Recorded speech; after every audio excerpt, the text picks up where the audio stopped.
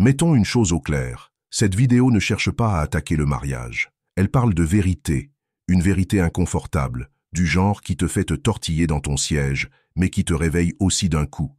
Parce qu'aujourd'hui, on expose la psychologie derrière un phénomène que la plupart des hommes ignorent. Pourquoi tant de femmes mariées deviennent des proies faciles? Pas pour des prédateurs, mais pour le chaos émotionnel, la quête de validation et les aventures secrètes. Et non, ce n'est pas ce que tu crois. Il ne s'agit pas de femmes légères ou sans morale. Il s'agit de famines émotionnelles, de conflits intérieurs et d'une identité réprimée. Commençons. Elle est prisonnière du confort, affamée d'excitation. Sur le papier, elle a tout, une maison, un mari, 2 enfants, peut-être même un chien nommé d'après un vin. Mais voilà le problème, elle s'ennuie à mourir. Pour beaucoup de femmes, le mariage commence comme un roman de Nicholas Sparks et finit comme un relevé bancaire.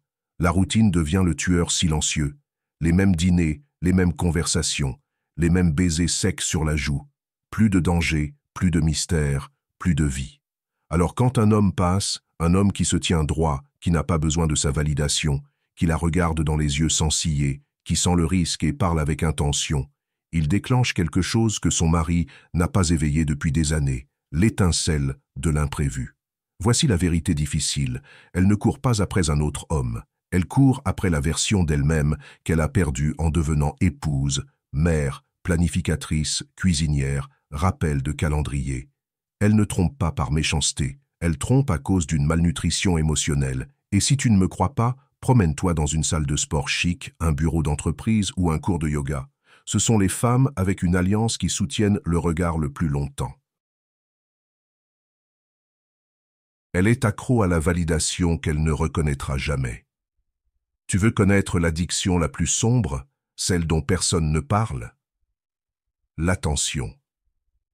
C'est plus puissant que la drogue, plus addictif que l'alcool, plus normalisé que jamais. Et une femme mariée, surtout si elle se sent invisible à la maison, est à un seul compliment de se sentir à nouveau vivante. Tu es rayonnante.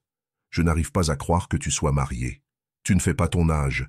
Et bam, une décharge de dopamine.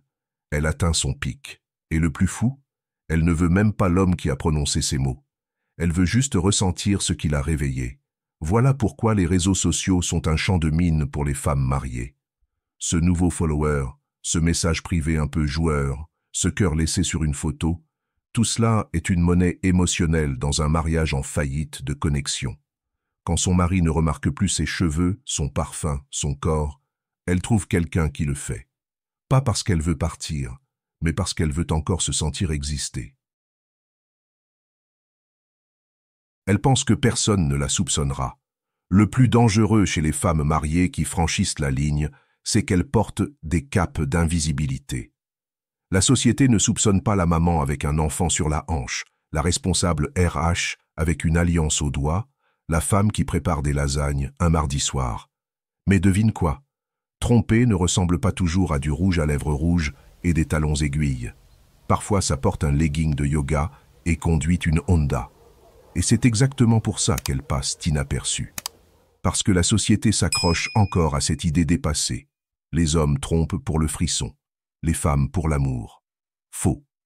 Les femmes trompent pour les mêmes raisons que les hommes. Parce qu'elles sont humaines, parce qu'elles sont insatisfaites, parce que ça fait du bien d'être désirées.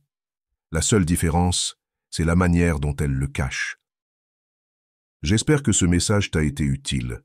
Si tu as aimé la vidéo, je te serai reconnaissant de laisser un j'aime et de t'abonner. Si tu te retrouves sans mots, écris simplement « Je comprends » pour montrer que tu fais partie de la minorité qui a suivi la vidéo jusqu'à la fin. Merci beaucoup pour ton attention et à la prochaine.